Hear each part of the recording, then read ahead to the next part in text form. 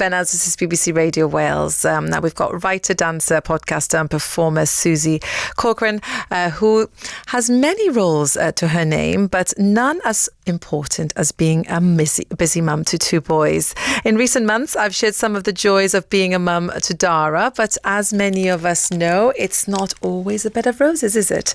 Rather than bottling all of that frustration in, Susie's decided to write all her thoughts onto the page and then go on to perform it on stage. And now she's on tour.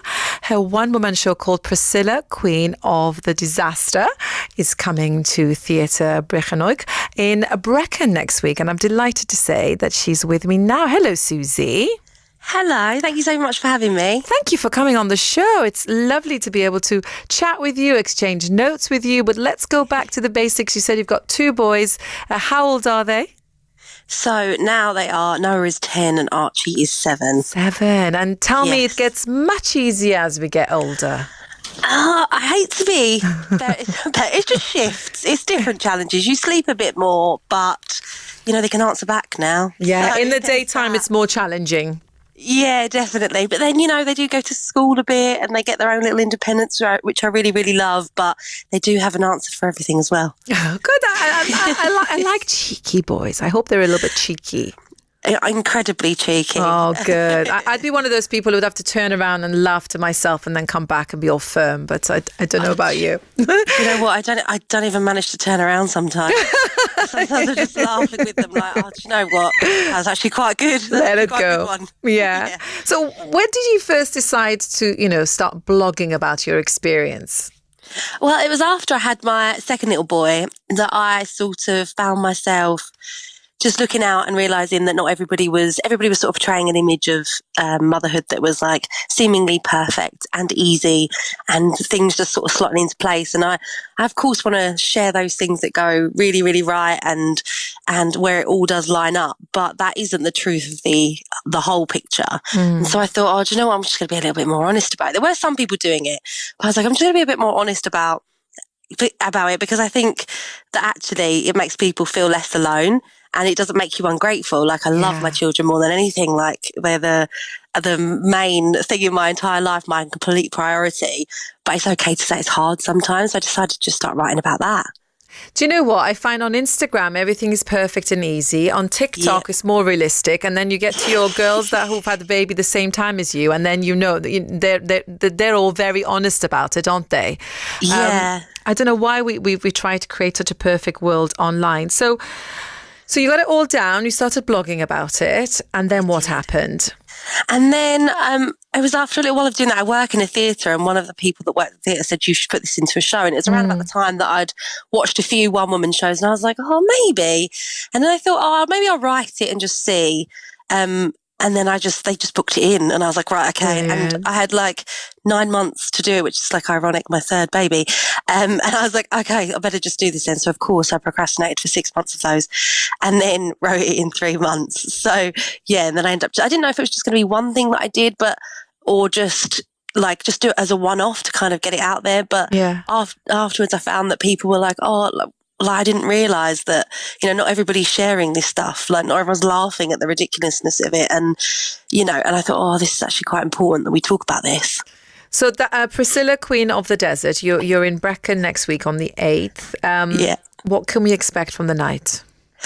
Well, hopefully people will come along and they'll laugh along and they'll relate and they'll feel connected to each other, and we can have a chat afterwards as well, and just kind of realise that we're not in this on our own, and that we can talk about our stories and how important it is to share our stories, because whilst they may not be exactly the same as the next person, I can reassure you that once you do find the courage to be a little bit vulnerable about the things that you're not getting right and the disasters, that actually everyone starts opening up about those. And then you realise, and then you feel like you filled your cup a little bit. You can return back to your family and be like, yeah, we got this. Yeah. I found myself very vulnerable at home with my family, with my friends, but Not at all on social media. I never wanted to, I don't know, talk to the world about it. I kind of wanted to deal with it myself. But everyone copes differently, isn't it? Everyone needs a place to channel it. But within this show, you've got a Q&A afterwards, haven't you? So people can ask you questions and share their experiences. Yeah, because I found that after the show, people just kind of wanted to ask a few more questions. And actually, it's become a bit more like a informal chat now, because it's encouraged people to talk about their stories as well. So sometimes I'll stay and they'll ask me a few questions about the boys, like how are they now? Because the show's sort of based on the early years of motherhood, the sort of when they were like 2 and newborn, that kind of thing. So they'll ask about that, but also then start sharing their stories of, this happened to me, and actually I really relate to that bit. And it's just a really lovely way to sort of chat and sort of connect afterwards and allow people to be a little bit more human in it as well. It's been a really lovely part of it, actually. Yeah. And do you chat about good parts of being a parent as well in the show? Of course, yeah. Like, I think that's the thing, is understanding. The idea of it is understanding that anything, but especially motherhood, it can be multiple things at once. So I adore my kids, and there's nothing I love more than being their mum. And I know that they have transformed me into a completely different human, and that's really difficult as well. But also I could not be more grateful. But I'm also allowed to say, oh God, that was really hard, or I actually don't know what I'm doing, because no one does. Yeah. No one's got manual. a clue. No, there isn't. And there's lots of books and stuff out there, but like I tried that and I was like, he's not doing what they said that he would do. He's supposed to be down for another 20 minutes yet. Like, it's not quite working out for me, that kind of thing. And like, just even in birth and stuff, like you get those like lovely afterbirth, like the baby blues, and all of those things, and you're just like, I don't know if I can do this. But even admitting that feels sort of shameful, and I'm like, it's not. It's completely normal. That's true. It doesn't make you a bad mum. It makes you a human. Yeah, absolutely. All those emotions and the roller coaster things. You know, you were a fair few years away from it. I only had it 7 months ago, so it's all very fresh to me. But you know, the listeners, I don't tell the listeners, but I will tell them now. I often say to my husband, I feel like a crazy possessed woman when it comes to my son, and I don't like it. I miss the old me, but I'm working on it. Susie, stay where you are. We've got to take a little break. We'll be back with you after the Who. From BBC Radio Wales, and my guest today is Susie Corcoran, writer, podcaster, performer, also known as Priscilla, Queen of the Disaster. I love that title, by the way. Thank you. It's brilliant. So are you still working in the theatre? You mentioned earlier that you were working in the theatre before. Are you still doing that? I am, yes. I work in our local theatre as the front of house manager. So manage a team of people there and then go off and do my show as and when. Oh, that's lovely. So we did talk earlier about your show and how you chat to the audience members after the show. That did lead you to do a podcast, didn't it? Could you tell us a little bit about the podcast for the people who are maybe too far away to travel to your show next week? Yeah, so on the podcast, I sort of started it with my friends, and we were just sort of going to chat about the impact of the lockdown, really, and what it was having on everybody. And it was a way of us sort of connecting in that time, because obviously it's very isolating. And then it just sort of grew from there as us just chatting about things and about motherhood and about being a woman in this day and age and the expectation versus the reality, and how, like, you know, how wonderful it can all be, but also how you can feel so guilty. So it's just about addressing those issues in a really sort of informal way with people who are going through similar things. I will be checking it out. It's called It's Okay, Susie, isn't it? It is, yeah. It's Okay, Susie is the podcast. So what's your main message, you know, to encourage mums or dads who are feeling a little bit frazzled by the new bundle of joy that's arrived? I would probably say just everything's temporary. Like, you think, just when you think you got one bit down, you're onto the new thing. And to invest in creating a little family for yourself, like of a community, and talk about things and share your stories, and don't be afraid to be vulnerable with them, that you need to. It's like not only just an idea to let go of the idea of perfection, it is imperative for your well-being and therefore the well-being of your family, because there's no such thing as the perfect parent.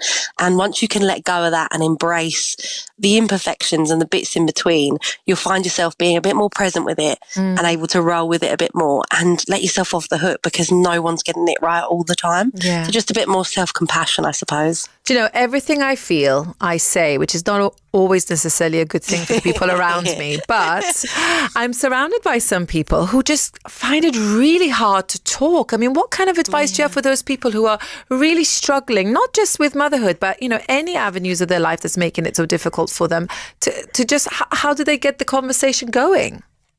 I think the first step's always the hardest bit. And actually, like, when I first sort of stood up and was doing this show, I knew that nobody knew the entirety of like my story and my feelings and stuff. And that's like a really difficult thing to do, is stand up and say that to people. But what I soon found, like immediately, was as soon as you just take that first step to be a little bit vulnerable, you'll be so surprised about the reception that you get, how much it encourages other people to do it as well. So I'd just say, like, instead of thinking about sharing absolutely everything all at once or feeling like it has to be a huge thing, just try one little baby step first of just saying, oh yeah, it's been a tough day today. Just open the door a little bit, because then you'll just find that it flows, and you'll find that, you know, if you've got good people around you, they're going to check in, and then you're going to find yourself checking in with other people, and then you'll find yourself with this little community of people who really care. But it does take that little first step to be brave enough to do it. Yeah, you're right. Take the step. If anybody's listening right now, don't know where to start, just find somebody that you think is a good listener, and that's a good place to start. Now, you're also training to become a life coach, aren't you? Yeah. Well, how's that going? It was all right. I mean, I've managed to complete it now. Oh, you finished it? Yeah, I managed to do it I started it in lockdown, and the idea was that after I'd sort of done the show, which was before lockdown, a couple of people stayed, and that was kind of an informal chat. We hadn't really set up the post-show discussion or anything, or the Q&A. And sometimes I talk about some like difficult things in it, like if, you know, you didn't have the birth that you wanted or that you expected, or, you know, you find yourself sleep deprived and just a little bit like, you know, not the most enthusiastic person, not feeling particularly positive. And I found that some people, you know, they'd talk to me about it afterwards, and I didn't really have the sort of skills to be able to help them pack that back in a little bit into their box, and then say, right, this is where you need to go and look for support. So I thought, oh, it's kind of a responsibility, really, if I'm going to be talking about things that can be quite difficult as well, that I need to sort of have something behind me so that I can help people afterwards and support them. And very quickly, it's World Book Day today. Is this, are the schools open where you are? Did you guys dress up? What are they going as today? Okay, so my boy is very much clutching at straws. One of them's mad into football, so he dressed up as Messi and found a Messi book. Like, brilliant. I mean, we've been doing that for a couple of years now. And the other one decided he was going to go in his pajamas and just bring a book, which is the David Walliams book, World's Worst Teacher. No pressure. Yeah. That's the way to do it. Well, I did think it was a bit of a bold move, because the book was World's Worst Teacher, and I thought, okay, Arch, okay, let's hope they don't read into that too much. No, of course not. It's been so lush chatting with you today, Susie. Thank you so much for coming on the show. Thank you so much for having me. It's been have lovely. A good time in Brecon next week. Beautiful part of the world. Have a lovely time. You. That Cheers. was, bye-bye, Susie Corcoran, who is going to be in Priscilla, Queen of the Disaster, one-woman show at Theatre Brich Annog in Brecon on March the 8th, which is next Wednesday.